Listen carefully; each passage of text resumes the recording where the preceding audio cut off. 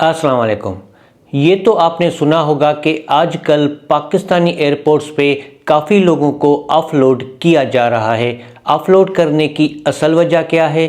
अगर आप genuine traveller हैं तो आप किस तरीके से ऑफलोड होने से बच सकते हैं? कौन सी चीज़ें आपके पास लाजमी होनी चाहिए और कौन सी बातें आपको लाजमी पता होनी चाहिए जब आप ट्रैवल करेंगे, ताकि आपका किसी भी किस्म का कोई भी नुकसान ना हो। अगर आप टूरिज़्म के लिए ट्रैवल करते हैं, विज़िट वीज़ा पे जाते हैं या वर्क वीज़ा या स्टडी वीज़ा पे, तो आपको कौन से डॉक्यूमेंट्स लाजमी साथ रखने हैं और कौन सी चीज़ें आपको पता होनी चाहिए, ये सारी डिटेल्स आपको मिल जाएंगी इस वीडियो में। अगर फुल वीडियो देखेंगे तो सब समझ पाएंगे, अगर स्किप करके देखेंगे तो कुछ इन्फॉर्मेशन आपसे मिस हो सकती है और मिस्टेक्स की वजह से जेन्युइन ट्रैवलर्स भी ऑफलोड हो सकते हैं। आपके लिए और आपकी फैमिली के लिए कौन सा कंट्री बेहतरीन है टूरिज्म के लिए या वहां पे जाके सेटल होने के लिए, और उस कंट्री का वीज़ा आप कैसे ले सकते हैं वो भी लीगल तरीके से, इन सब पे मुकम्मल वीडियो सीरीज स्टार्ट हो चुकी है।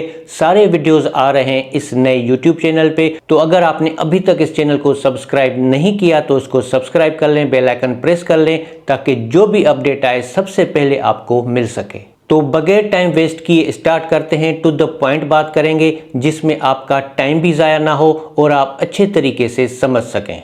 ऑफलोड करने की मेन वजह है उन लोगों को ट्रैवल करने से रोकना जो जेन्युइन ट्रैवलर्स नहीं है।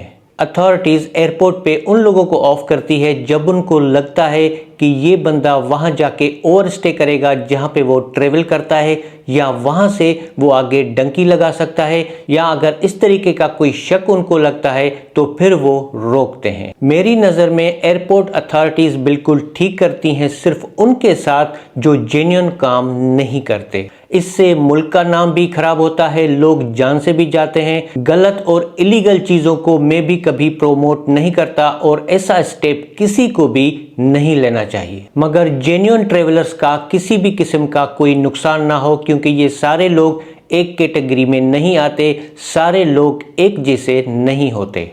ये वीडियो उनके लिए है जो जेन्युइन ट्रैवलर्स हैं, बाय मिस्टेक कोई चीज़ साथ नहीं रखते या उनके पास मुकम्मल मालूमात नहीं होती और इस वजह से वो ट्रैवल नहीं कर पाते और इस वजह से फ़्लाइट के पैसे और टाइम दोनों चीज़ें ज़ाया हो जाती हैं। अब जेन्युइन ट्रैवलर्स को करना क्या चाहिए? तो सबसे पहले हम आते हैं ट्रैवल हिस्ट्री की तरफ। अगर कोई ट्रैवल करता है तो अगर उसकी ट्रैवल हिस्ट्री पहले से ज़ीरो है या बहुत कम ट्रैवल हिस्ट्री है तो वो भी शक की दायरे में आ जाता है। मगर ये याद रखें कि ऑफलोड उनको किया जाता है जो जेन्युइन ट्रैवलर्स नहीं होते। अगर आप जेन्युइन ट्रैवलर हैं तो आपने अपना कॉन्फिडेंस लेवल लूज नहीं करना और बॉडी लैंग्वेज से भी पता चल जाता है कि बंदे का इरादा क्या है। अब हम आते हैं ट्रैवल पर्पस की तरफ कि किस पर्पस के लिए आप ट्रैवल करते हैं। आप टूरिस्ट हैं, विजिट वीज़ा पे जाते हैं, या स्टडी वीज़ा है, या आप वर्क वीज़ा के लिए ट्रैवल करते हैं, तो आपके पास कौन से डॉक्यूमेंट्स होनी चाहिए और कौन सी चीज़ें आपको पता होनी चाहिए, अदरवाइज ऑफलोड किया जा सकता है। पहले टूरिज़्म की बात कर लेते हैं कि अगर आप टूरिज़्म के लिए ट्रैवल करते हैं तो आपका पासपोर्ट जिसकी वैलिडिटी कम से कम 6 महीने होनी चाहिए और आपके पास ओरिजिनल और वैलिड वीज़ा होना चाहिए और आपके पास आईडी कार्ड भी होना चाहिए। दूसरे नंबर पे आपके पास पेड रिटर्न टिकट होनी चाहिए, एक ही पीएनआर की। तीसरे नंबर पे है होटल बुकिंग। जितने दिन आप वहाँ पे स्टे करेंगे, आपकी फ़्लाइट की रिटर्न टिकट किस डेट की है, उस हिसाब से जितने भी दिन आप वहाँ पे स्टे करेंगे उन तमाम दिनों की होटल बुकिंग्स आपके पास होनी चाहिए। उसके बाद है शो मनी। आप जहाँ भी जा रहे हैं टूरिज़्म के लिए, वहाँ पे आप कितना खर्च करेंगे उतने दिनों के हिसाब से आपके पास पैसे होने चाहिए। जब हम किसी बड़े कंट्री के वीज़ा के लिए अप्लाई करते हैं तो हम देते हैं ट्रैवल प्लान, तो ट्रैवल प्लान भी अपने पास ज़रूर रखें जिसमें पता होना चाहिए कि आप कितने दिन वहाँ पे स्टे करेंगे और वहाँ पे कौन सी प्लेसेस आप विजिट करेंगे। एयरपोर्ट पे आपसे इंटरव्यू भी लिया जा सकता है, मगर आपका काम है, आपने प्रूव करना है कि आप जेन्युइन टूरिस्ट हैं, आप सिर्फ टूरिज्म के लिए ट्रैवल करते हैं उसके बाद एयरपोर्ट अथॉरिटीज़ डिसाइड करेंगी कि आपको जाने देना है या नहीं। अगर सब कुछ ठीक है तो फिर कोई मसला नहीं होना चाहिए। उसके बाद हम आते हैं विजिट वीज़ा की तरफ। अगर कोई विजिट पर्पस के लिए ट्रेवल करता है तो आपके पास क्या होना चाहिए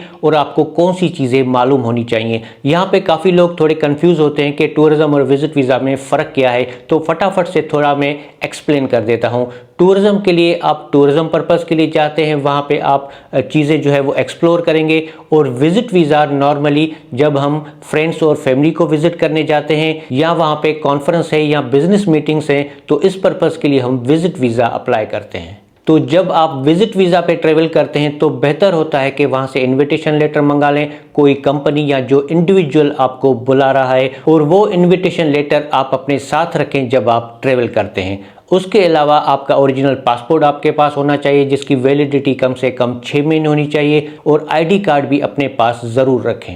आपके पास पेड और कंफर्म रिटर्न एयर टिकट होनी चाहिए और एक ही पीएनआर की होनी चाहिए। अगर आप विजिट वीज़ा पे ट्रेवल करते हैं तो आपके पास दो ऑप्शंस होते हैं, या तो आप होटल में स्टे करेंगे या जो आपको बुला रहा है आप उसकी अकोमोडेशन में स्टे करेंगे। तो अगर आप होटल में स्टे करते हैं तो आपके पास होटल बुकिंग होनी चाहिए उन तमाम दिनों की जितने दिन आप वहाँ पे स्टे करेंगे। अगर आप किसी कंपनी की तरफ से अकोमोडेशन मिली है वहाँ पे स्टे करेंगे या फैमिली फ्रेंड्स के साथ स्टे करेंगे, तो आपने जो इन्विटेशन लेटर मंगाया होगा उसमें ये पैराग्राफ होगी और ये इन्विटेशन लेटर आपने अपने साथ रखना है। शो मनी लाजमी है, जितने दिन आप वहां पे स्टे करेंगे उतने दिनों के लिए आपके पास कैश होना चाहिए। वो आप किसी भी मेजर करेंसी में रख सकते हैं, यूएस डॉलर में रख सकते हैं, पाउंड में रख सकते हैं या यूरो में भी रख सकते हैं, या उस कंट्री की लोकल करेंसी में भी लेके जा सकते हैं। आपका काम है ये सब प्रूव करना और फाइनल डिसीजन होगा एयरपोर्ट अथॉरिटीज़ का। अगर कोई स्टूडेंट वीज़ा पे जाता है यानी कि स्टडी पर्पस के लिए जाता है तो फिर भी आपका ओरिजिनल पासपोर्ट, मगर इसकी वैलिडिटी जो है आपके वीज़ा के हिसाब से होनी चाहिए, और आपके पास वैलिड और ओरिजिनल स्टूडेंट वीज़ा होना चाहिए, और आपके पास आईडी कार्ड भी होना चाहिए। यूनिवर्सिटी का एडमिशन लेटर, जब आप फीस पे करते हैं तो उसके फीस के वाउचर्स, और इसके अलावा आपके जो एजुकेशनल डॉक्यूमेंट्स हैं ये भी आपको अपने साथ रखने होंगे। ये तमाम चीज़ें आपकी एयरपोर्ट पे देखी जा सकती हैं और आपका एक इंटरव्यू भी लिया जा सकता है। उसके बाद एयरपोर्ट अथॉरिटीज़ डिसाइड करेंगी कि आपका केस जेन्युइन है या नहीं।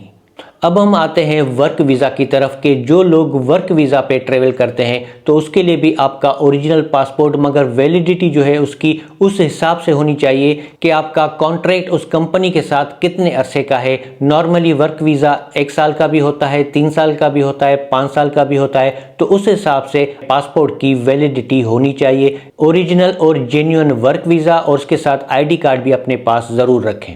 जिस कंपनी से आपका कॉन्ट्रैक्ट हुआ है उस कॉन्ट्रैक्ट की कॉपी अपने पास ज़रूर रखें, और जहां पे आप काम करने जाएंगे, जहां पे आपका ऑफिस होगा, वहां का एड्रेस, कॉन्टैक्ट डिटेल्स, ये तमाम डिटेल्स आपके पास होनी चाहिए। ये तमाम डिटेल्स आपकी एयरपोर्ट पे वेरीफाई भी की जा सकती हैं, आपसे इंटरव्यू भी लिया जा सकता है। उसके बाद एयरपोर्ट अथॉरिटीज़ डिसाइड करेंगे कि आपका केस जेन्युइन है या नहीं।